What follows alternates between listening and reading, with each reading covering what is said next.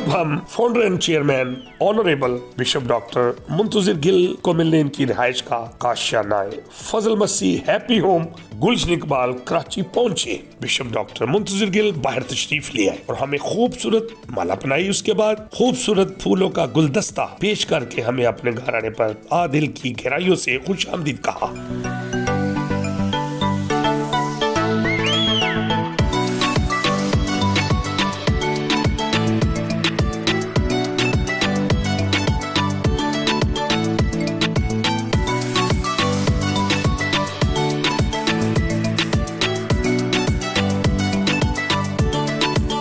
खाने का वक्त हो चुका था। हमें बिशप डॉक्टर मुंतजिर गिल ने खाने की मेज की तरफ जाने को बोला और हमने उनकी बेटी महविश गिल और दामाद माइकल बशीर के साथ मिलकर घर का तैयार करदा लजीज खाना खाया। खाने में मौजूद special mutton pulao, mutton roast, fresh salad और कराची की मशहूर समुद्री मछली मौजूद थी। इसके बाद तकद्दस समा बिशप डॉक्टर मुंतजिर गिल ने अपनी बेटी महविश गिल, दामाद माइकल बशीर और लंदन से आए अपने बेटे अंजम, जिया और उनकी फैमिली का तारुफ करवाया। खुदा यस्सु के जिंदा जलाली और कुद्दूस नाम में आपकी सलामती हो।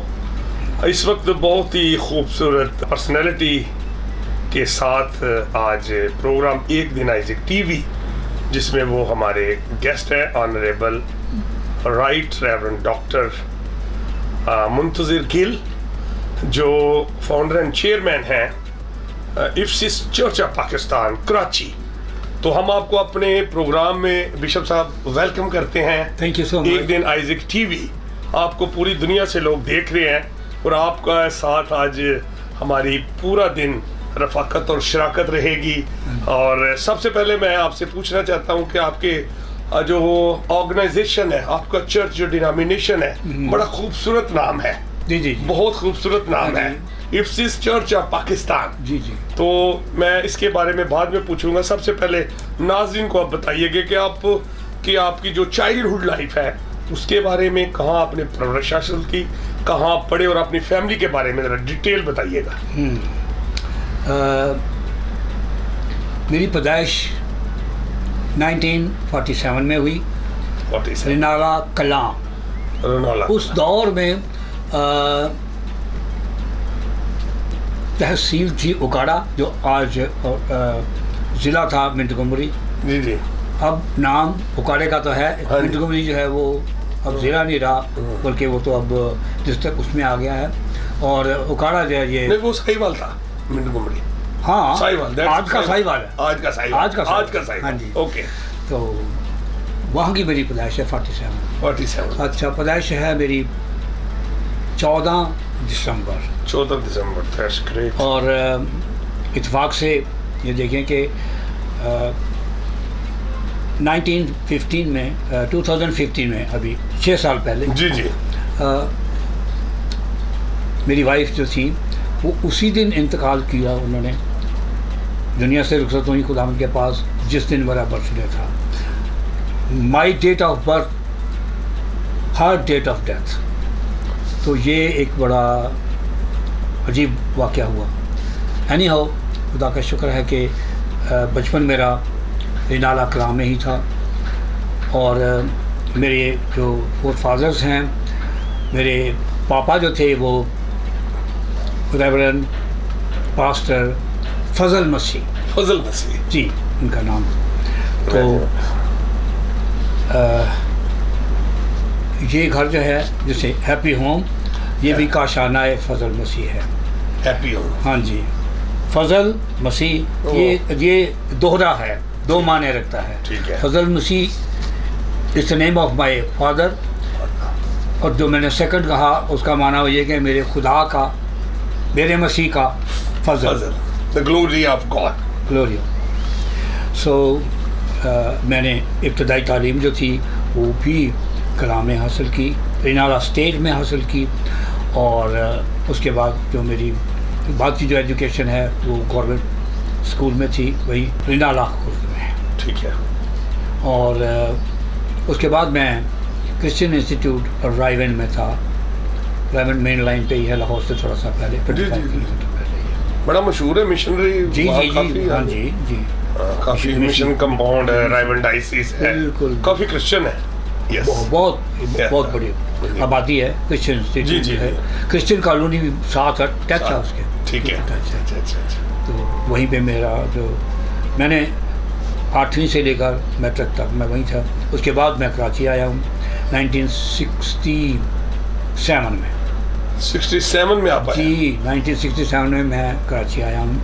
और फिर मेरी फर्दर एजुकेशन जो थी यानी मैंने कॉलेज, उसके बाद यूनिवर्सिटी, उसके बाद जो था मैंने एज ए जब मैं रिलीजियस साइड पर आया हूँ, एक्चुअली मैं पास्टर बनना नहीं चाहता था।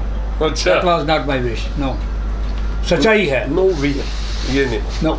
ओके। हालांकि मेरे पापा और मेरा दादा और मेरा परदादा और मेरा दगड़दादा, हाउ मेनी जनरेशंस? 4 जनरेशन। 4 पापा, जी दादा, जी परदादा और दगड़दादा। ठीक है। तो ये 4 जनरेशन जो थे, ये सल्वेशन आर्मी के, पापा नहीं, ओके। पापा से पहले 3 जनरेशन जो थी Salvation। वो, हाँ, और इनका ताल्लुक 18वीं सदी से था।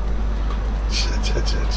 और 18वीं सदी के एंड में ही, बल्कि 19वीं सदी के शुरू में पापा जो थे वो, क्योंकि ना तो पाकिस्तान ने जन्म लिया था, उस वक्त इंडिया था, और इंडिया पर हुकूमत थी बरतानिया की। यस। जी, तो बरतानिया की हुकूमत थी। तो बरतानिया की जो हुकूमत थी वो, पाकिस्तान ने तो उस वक्त जन्म नहीं लिया था 18वीं सदी में। जी। तो पापा, मेरे पास पिक्स मौजूद हैं, मैं दिखा सकता हूँ आपको, ये पीछे हैं। मैं बड़े फ़ख्र से ये बात कह सकता हूँ कि मेरे पापा एक फातेह जंगजू शख्स था। वाह। यानी पहले जब वो ब्रिटिश आर्मी में थे, या। ब्रिटिश आर्मी में थे, तो उन्होंने 4 जंगें लड़ी। पहली जंग अज़ीम वाह। 1914 में, और दूसरी जंग अज़ीम। फिर हैरत हुई मुझे उस वक्त जब मुझे ये पता, मैंने अपनी शिजरा नसब जब पढ़ा, नसबनामा पढ़ा, तो मुझे पता चला कि उस दौर में भी अमेरिका जो था वो ईरान के साथ और अफ़गानिस्तान के साथ, इराक़ के साथ यहाँ जंग जारी रही, बरतानिया अमेरिका की। अमेरिका। तो बरतानिया की उस वक्त बरतानिया का राज था, और बरतानिया के दौर में ये जंगें भी जारी रहीं। और मुझे हैरत हुई कि उस दौर से अब तक आज भी आप देखें कि अमन वाली बात तो नज़र नहीं आती। लेकिन एनी हो, बड़े दौर गुजर गए, 19वीं सदी गुजरी है, जी। और 20वीं सदी जो है चल रही है इस वक्त। मैं फ़ख्र से कह सकता हूँ कि मेरे बाप ने 4 जंगों में 5 तमगे हासिल किए, जिन पे उनका नाम खुदा हुआ है। वाह। इसका बड़ी एफर्ट है आपके वाला साहब की। जी बड़ी अच्छी सब्सिडी है उनकी, ब्रिटिश आर्मी। जी। ये बताएं कि बड़ा खूबसूरत और बड़ा ब्लेस्ड नाम है जो होली बाइबल न्यू टेस्टामेंट, आपका जो चर्च है जिसके आप फाउंडर भी हैं और चेयरमैन भी हैं, इफ्सिस चर्च ऑफ पाकिस्तान, ये कैसे आपके ज़हन में नाम आया? ये ज़रा। Very good, it's nice question. Actually मैंने अभी एक लम्हा पहले गुजारिश ये की है कि मैं पास्टर बनना नहीं चाहता था। ओके। मैं बिजनेसमैन था। ओके। मेरा अपना बिजनेस था इलेक्ट्रॉनिक्स का, because I am electronics engineer, electrical engineer. और मेरी अपनी शॉप थी और उनमें 2 टेक्नीशियंस काम कर रहे थे। इधर कराची में? हाँ, यहीं कराची में, घर के करीब ही। ठीक है। गुलशन इकबाल है ना ये? जी, गुलशन इकबाल में ही। ओके। तो मैं अपने ऑफिस में था, ये बात 70s की है। मैं अपने ऑफिस में ही था कि मुझे उस वक्त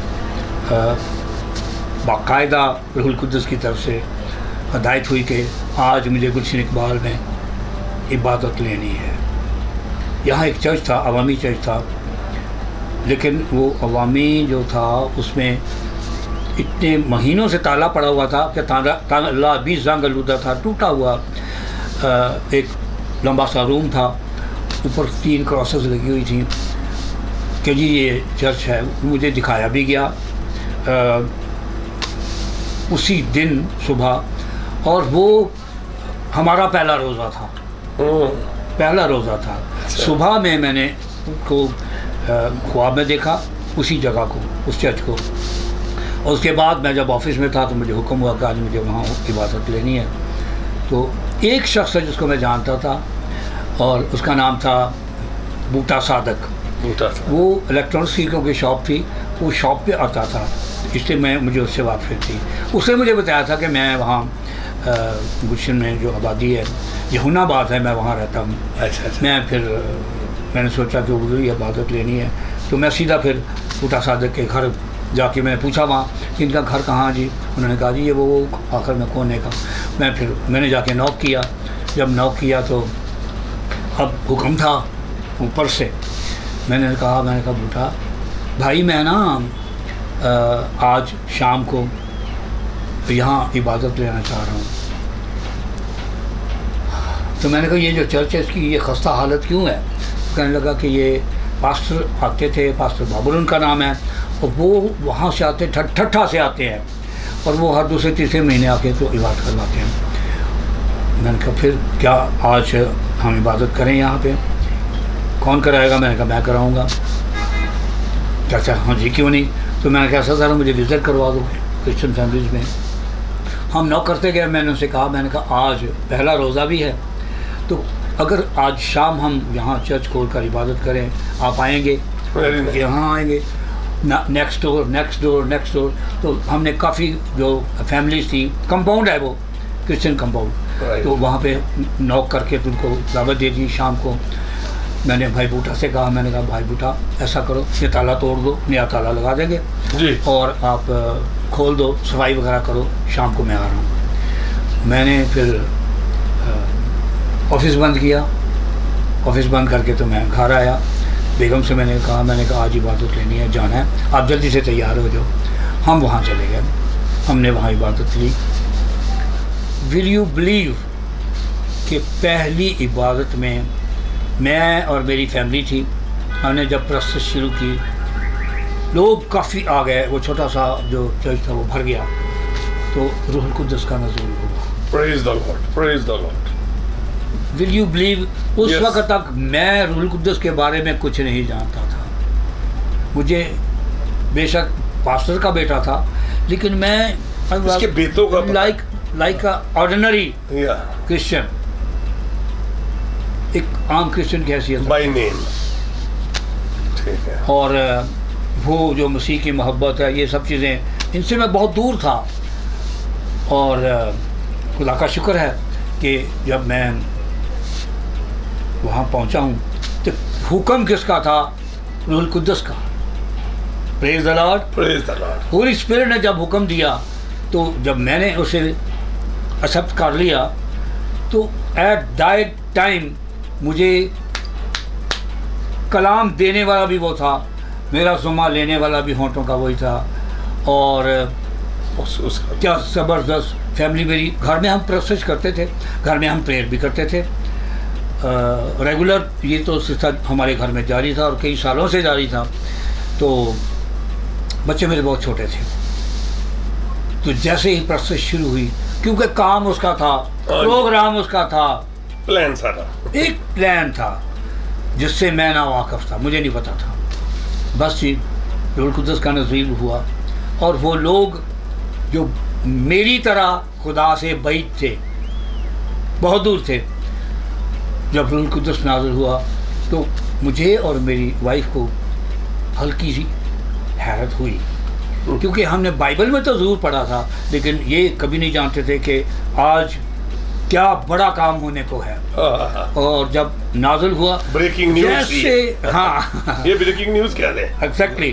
तो जैसे वो लिखा है ना अमाल की किताब में कि 120 की जो जमात थी, जो पहली कलीसिया है, उन पे जब रूहुल कुद्दस नाज़िल हुआ तो लिखा कि वो बाला खाना पे थे सारे, 10 दिन से प्रेयर में ठहरे हुए थे। और लिखा जब रूहुल कुद्दस नाज़िल हुआ तो उन पर ज़बानें आग के शोलों की फटती हुई ज़बानें उन पर नाज़िल हुई और घर गूंज गया। Yes, that was the same happen. Same thing. कि वो पूरा छोटा सा चर्च जो था वो गूंज रहा था, लोगों पर जब नाज़िल हुआ है तो उन्होंने गिरना शुरू हो गए, गैर ज़बानें बोलनी शुरू हो Praise the Lord. I got no experience that time, तो मैं बिल्कुल नावाकिफ़ था इन चीज़ों से। लेकिन रूहुल कुद्दस ने पहला हुक्म तो दोपहर को ये हुआ कि शाम को इबादत ले लो, और दूसरा वहीं चर्च में हुआ कि इस मीटिंग को 3 दिन जारी रखा जाए। ठीक है। मैंने अनाउंस कर दिया, मैंने कहा कि हर शाम, वैसे भी रोज़े थे, हर शाम इबादत हो। वो इबादत 3 दिन मुसलसल, इतना रूहुल कुद्दस का नज़ूल हर रोज़ होता था। और जो वहाँ कंपाउंड में एक शख्स था, मनवर उसका नाम था, उससे मुझे कहता है, अब पादरी साहब जी साढ़े बच्चों की कर दिता जे। मैंने कहा मैंने कुछ नहीं किया, उसने किया।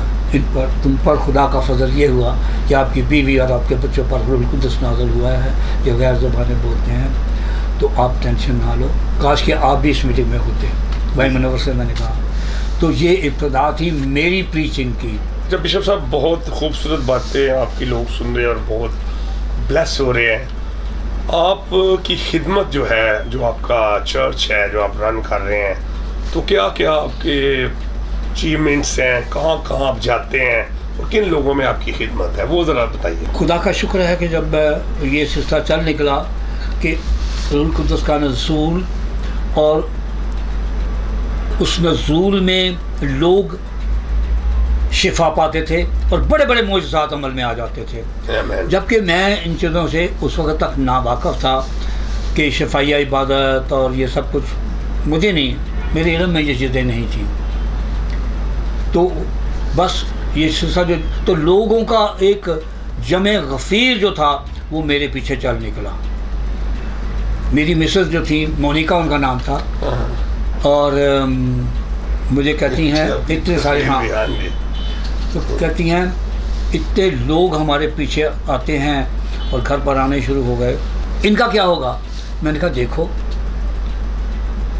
टेंशन ना लो, जिसने इन्हें भेजा है, यस, जिसने ये सब कुछ किया, ये उस ज़ात पाक का प्री प्लान है।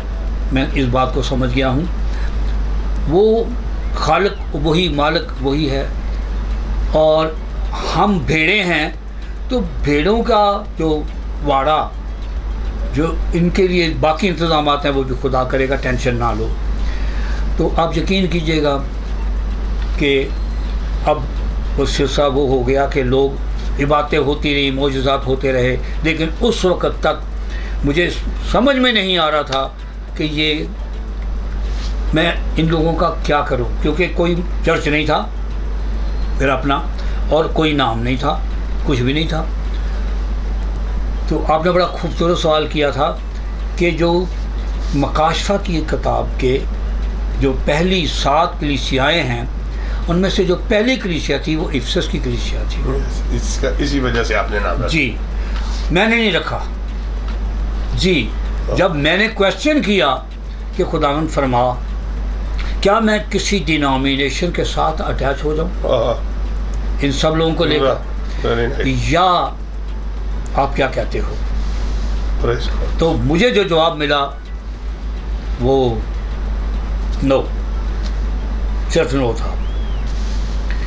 कुछ अर्सा फिर गुजर गया, मैंने कहा, फिर मैंने सवाल किया खुदावंद से, पाकरू से, आपने चर्च दे दिया है मुझे, कोई नाम नहीं है इसका, तो फिर ये नाम मैंने नहीं रखा, इफिसस का नाम रूहुल कुद्दस का दिया हुआ नाम है। इससे पहले कि हम और विजिट करें, आपके चर्च में भी जाएं, यकीनन अच्छा कलाम मुकद्दस में लिखा है कि फसल तो बहुत है, हाँ जी, मजदूर थोड़े हैं। तो आज पाकिस्तान के अंदर आप डॉक्टर, रेवरेंड, बिशप हैं, क्वालिफाइड, आपने बड़ा खुदा का काम किया। तो इस वक्त जो चर्च हमारे पाकिस्तान के अंदर मुख्तलिफ डिनोमिनेशंस काम कर रही हैं, तो मेन हमारा जो गोल है वो रीच अदर्स, दूसरों तक पहुंचना, ग्रेट कमीशन कि खुदावंद का कलाम लेकर सारी खलक के सामने पूरी दुनिया में। तो आप क्या इस पर खुसूसी कोई बातचीत करना चाह रहे हैं? इस वक्त बड़ी खूबसूरत एक आयत रूहुल कुद्दस मुझे अता कर रहा है। अमाल की किताब उसके 13वें बाब की 47वीं आयत में लिखा है, मैंने तुम्हें गैर कवाम के लिए नूर मुकर्रर किया ताकि उनकी नजात का वसीला बनो। वहाँ पे एक और लफ्ज़ भी है साथ क्या कि दुनिया की इंतहा, ज़मीन की इंतहा तक। और अब देखें ग्रेट कमीशन मत्ती 28वें बाब में कि सब कौमों में जाओ, बस तुम जाकर सब कौमों को शागिर्द बनाओ और उनको बाप और बेटे और रूहुल कुद्दस के नाम से बैप्टिज्म दो। यस, ठीक है। और खुदा का लाख लाख शुक्र करता हूँ इस बात के लिए कि खुदावंद वाकई ही मुझे बिशप होने से पहले कैलिफोर्निया का जो अमेरिका एक इतना बड़ा बर आज़म है और लास्ट बर आज़म है, और उसको गोल्डन स्टेट भी कहते हैं कैलिफोर्निया को, गोल्डन स्टेट कैलिफोर्निया। मैं उसकी जो एंड है हॉलीवुड तक गया हूँ और मुझे वहाँ याद आ रहा था कि खुदा कहता था, और मैं प्रीच करने के लिए गया तो डॉक्टर डैनियल हनाफी साहब उन्होंने मुझे इनवाइट किया और मैंने वहाँ उनके 27 इलाकों में उनके चर्चेज़ हैं। He is head of these 27 churches और बहुत सारे पास्टर्स उनके अंडर सुपरविजन काम कर रहे हैं, खुदा उनकी खिदमत कर रहे हैं। और वहाँ मैंने इंग्लिश चर्चेज़ में खुदा की कलाम मुक़द्दस को प्रीच किया 2017 में और फिर उसके बाद सेकंड टाइम 2019 में। तो दोनों वक्तों में मैंने इंग्लिश चर्चेज़ में गोरे जैसे उनको प्रीच किया। तो खुदा का लाख लाख शुक्र है कि खुदा ने बहुत काम किया। मेरा जो क्वेश्चन था हाँ जी, कि चर्चिस का किरदार, हाँ जी, वो बगैर किसी के मतलब बहुत डिनोमिनेशंस, बहुत सारे पास्टर खुदा का कलाम दुनिया के कोने कोने तक फैला रहे हैं। मैसेज में आपसे दें लोगों को कि हमारा जो चर्चिस का किरदार है वो कैसा होना चाहिए बस। हाँ, गुड। मुझे बड़ी खुशी हो रही है इस हवाले से अपने व्यूअर्स जो है इनसे बात करते हुए, बल्कि पूरी अपनी कौम से कि मसीही कौम से कि और बिलखसूस जो चरवाहे हैं उनसे जो आज कलीसियाओं के पासबान है। मैं पासबानों आपसे मुखातब हूँ और मेरी गुजारिश आपसे ये है कि believe me I am not satisfied. दिल से कह रहा हूँ, मैं आज पास्टर्स की जो इस वक्त जो उनका किरदार है, मैं किरदार कशी करना नहीं चाहता। नो क्रिटिसिज्म, मैंने उर्दू में ही बोल दिया है, किरदार कशी नहीं। नो, लेकिन जिस तरह उस ग्रेट कमीशन को, उस इरशाद आज़म को हमें पूरा करना चाहिए। और आज जिस तरह खुदा के खादमों के दिल में कलीसिया के लिए प्यार, मोहब्बत, पहली बात तो ये मैं आपसे ये कहूँगा कि हमारी जो पास्टर्स हजरात हैं इनमें यूनिटी नहीं है।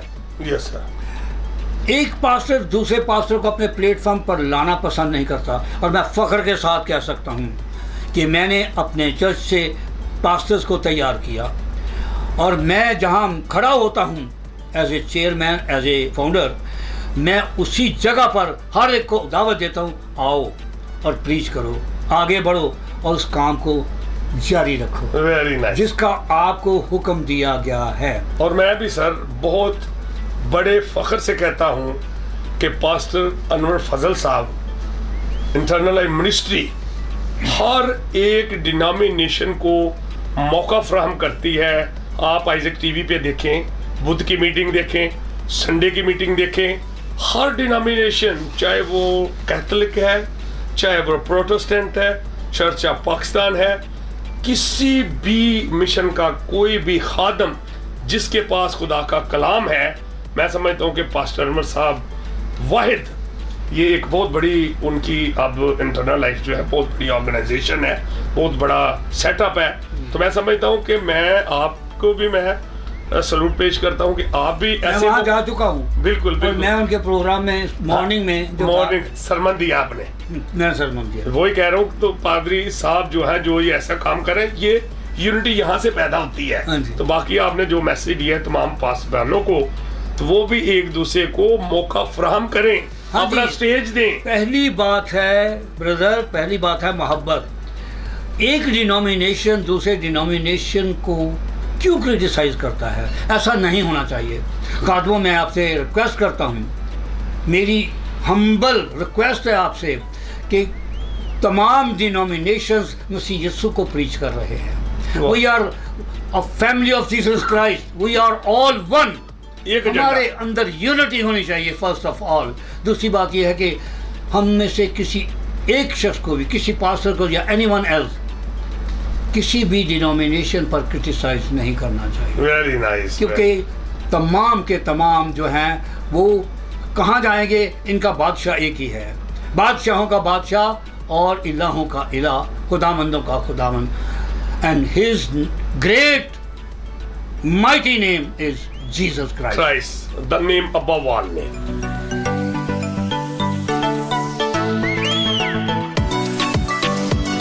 जी बिशप मुंतजिर साहब, हम मुंतजिर थे कि आपके वालिद हाँ जी, मोहतरम, जिनका बहुत बड़ा कारनामा जो ब्रिटिश आर्मी में अपनी सर्विसेज 18वीं सदी में हाँ जी, हाँ जी, सर अंजाम दे चुके हैं, उनके बारे में जो उनके अचीवमेंट अवार्ड्स हैं वो जरा नाज़रीन को दिखाएं। हाँ जी, ज़रूर ज़रूर। और मैं आपको ये भी दिखाना चाहता हूँ कि ये देखें उनके हाथ का लिखा हुआ, मेरे पास हमारा शिजरा नसब मौजूद है, और ये देखें उस दौर की ये उनकी तहरीरें हैं पापा की। अच्छा। और आप बुक तो देखें कि ये दो उस दौर की, 18वीं सदी की। वो और दिखाना यार वो मुझे दें ज़रा, उनके हाँ जी, ये अवार्ड दे दें। ब्रदर ये हैं मेरे पापा के वो अवार्ड्स जो ब्रिटिश आर्मी में उन्होंने, पहली जंग अजीम, दूसरी जंग अजीम, और फिर इराक की जंग, ईरान की जंग। यहाँ देखें ये लिखा हुआ है, ये देखें जी जी, मेरे पापा का नाम खुदा हुआ है। वाह वाह। ये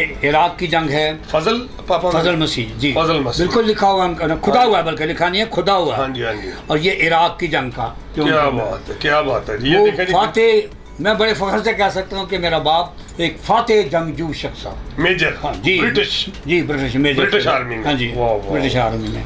क्या और बात। ये 5 तमगे जो उनके जो उनको नहीं, सामने दिखाएं। उनकी फातेह जो वाह। थी उसके फतह किए एजाज में उनको दिए गए जंग में जब वो फतह।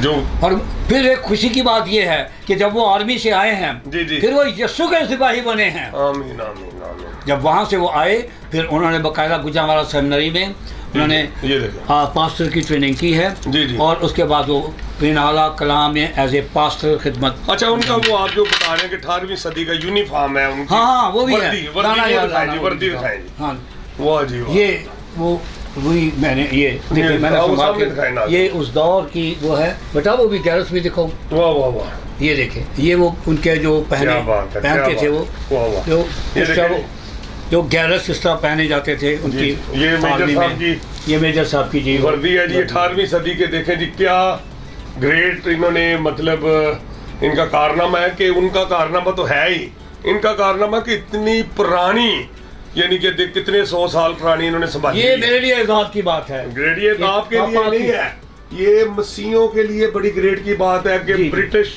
आर्मी में आपके वालिद मोहतरम जो है मेजर थे और फातेह फाते जंगजू थे, जिन्होंने यानी हर जगह पे फतह हासिल की यीशु मसीह के फजल से। आमीन आमीन। नाम भी उनका फजल ही था। हाँ जी। और 5 तमगे उनको मिले हैं जो मैंने अभी आपको दिखाए, ये मौजूद हैं। कुछ लोग बात करते हैं, लेकिन I have shown you each and everything. और ये उनकी वो वर्दी है। दैट्स ग्रेट, ग्रेट ब्लेसिंग जी, ग्रेट ब्लेसिंग। अच्छा, आई एम सॉरी, मैं भूल गया था। कोई बात मैं नहीं। ये 2 चीज़ें और हैं पापा की जो आपको दिखाना निशानी चाह रहा है। हूँ। हाँ, उस दौर की ये अब भी ठीक ठाक है। एक दफा और ये बजाएं देखो, सर, ये तो जबरदस्त।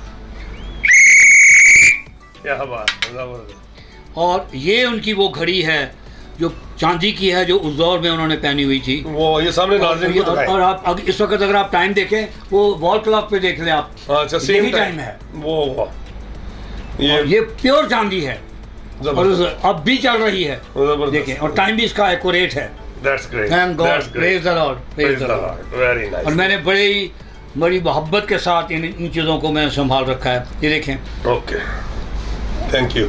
इसके बाद वो हमें Ephesus Pentecostal church of Pakistan Christian colony अल्लाह वाली न्यू कराची की तरफ ले गए। रास्ते में इनसे कुछ अहम गुफ्तगू इनकी गाड़ी में की। जी बिशप साहब, बहुत अच्छी खूबसूरत बातें और ख़ास तौर पर थैंक गॉड। आखिर जो अभी इससे पहले हमने आपके वालिद मोहतरम फजल मसीह साहब जिन पर खुदावंद का फजल था और आज आप पर भी फजल है और आपकी फैमिली पर भी बेशक कि आपके बेटा एक अमेरिका में है, एक इंग्लैंड में है। तो मैं बड़ा खुश हुआ हूँ कि अपनी फैमिली को देख के।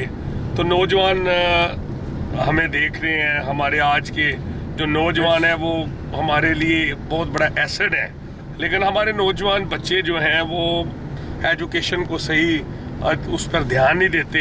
तो कुछ आप बताना पसंद करेंगे जो हमारी यूथ लीडरशिप है, कोई उनको कोई एडवाइस करें, कोई उनको अवेयरनेस दें? जी भाई, ये बहुत खूबसूरत सवाल आपने किया।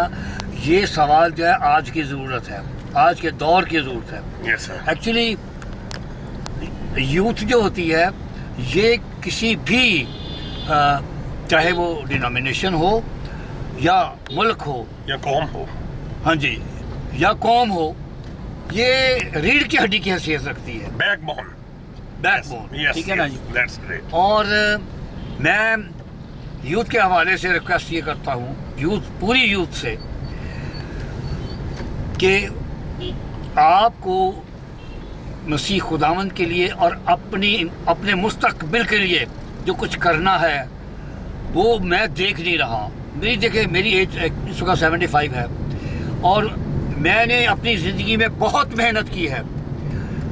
व्यूअर्स, मैं बिल्कुल सही कह रहा हूँ, मैंने मेहनत की है। मैंने इतनी मेहनत की है कि मेरे इन हाथों पर छाले पड़ते थे। मैंने मजदूरी किया बाहर के मुल्क जाके। किस कंट्री? ठीक है, मैं लीबिया में था। लीबिया। मेरे बच्चे मेरे साथ थे, लेकिन एक ऐसा वक्त आया जबकि मैं यहाँ से मुझे अपॉइंट जब किया गया था तो एज ए इलेक्ट्रिकल सुपरवाइज़र किया गया था। लेकिन वहाँ पता चला कि जी वो अभी ये काम तो नहीं है, लेकिन आपको मजदूरी करनी पड़ेगी।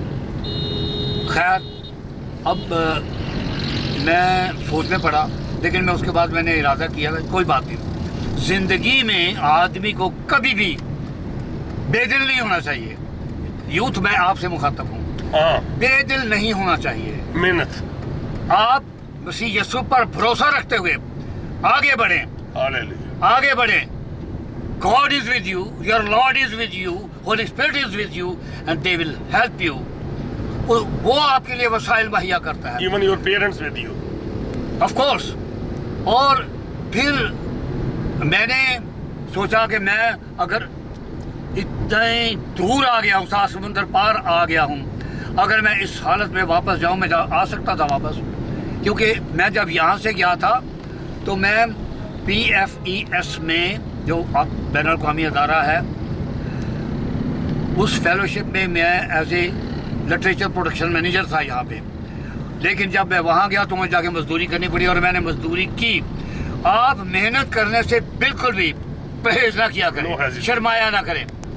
मेहनत ऐसी चीज़ है, मेरे पापा कहते थे कि अगर आप मेहनत करोगे तो दौलत आपके पीछे भागेगी, और अगर आप दौलत के पीछे भागोगे तो दौलत को हासिल नहीं कर पाओगे। Very nice, very nice. आप मेहनत करो, दौलत आपके पीछे भागेगी। बहुत अच्छा। खुदा के पीछे चलो, दौलत आपके पीछे भागेगी। ये नौजवानों के लिए पैगाम है जी।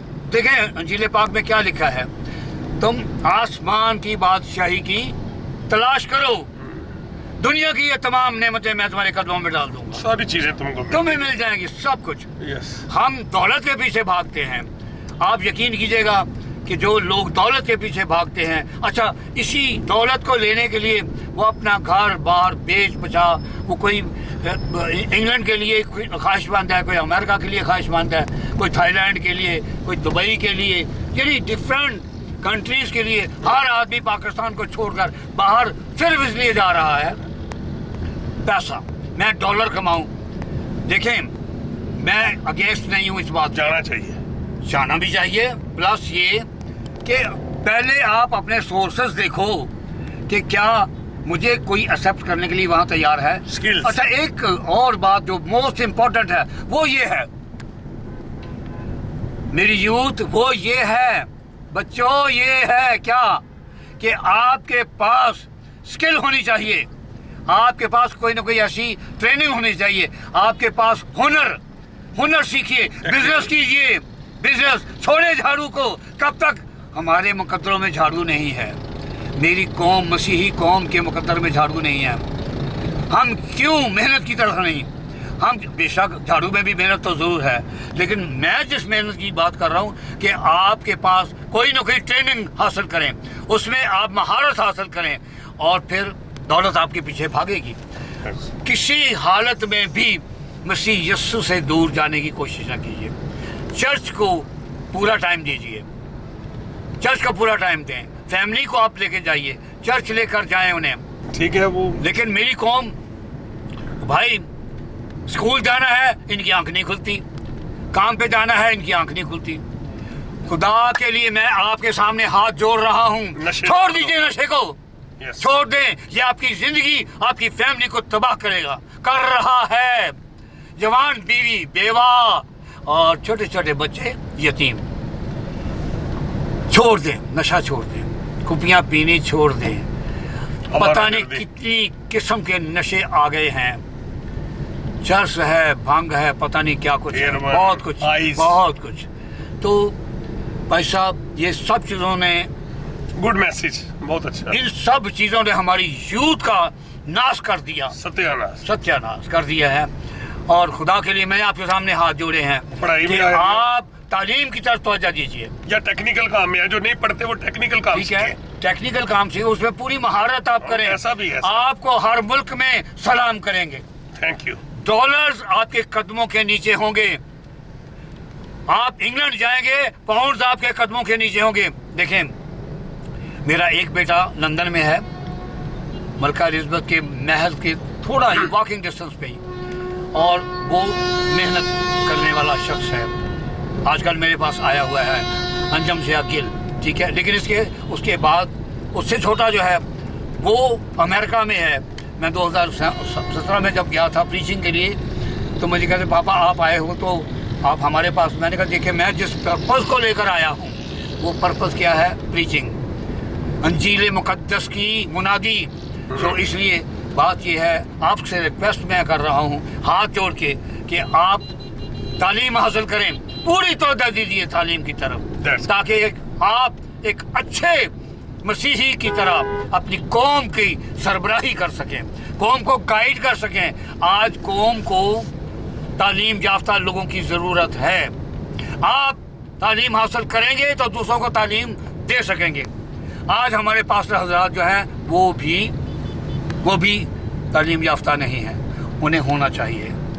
Thank you sir, thank you. बातचीत खत्म होते ही हम उनके church Ephesus Pentecostal church of Pakistan Christian colony new Karachi पहुंच गए, जहां मकामी कलीसिया की खवातीन ने फूलों की पत्तियां गिराकर हमारा आउटस्टैंडिंग वेलकम किया। कुछ देर हमने तकद्दस समाह बिशप डॉक्टर मुंतजिर गिल के हमरा बुद्ध की खुसूसी इबादत में शिरकत की। सैमुअल ब्रोकर साहब को जो हमारे दरमियान हैं, ये मीडिया के डायरेक्टर हैं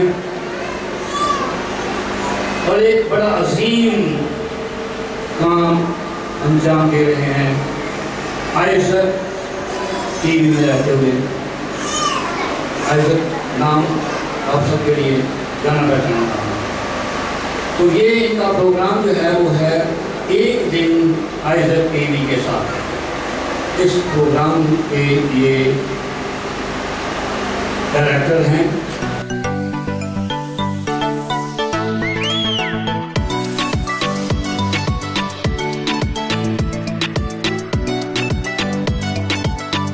आखिर में हमें बिशप डॉक्टर मुंतजिर गिल ने बड़ी अकीदत से रुखसत किया।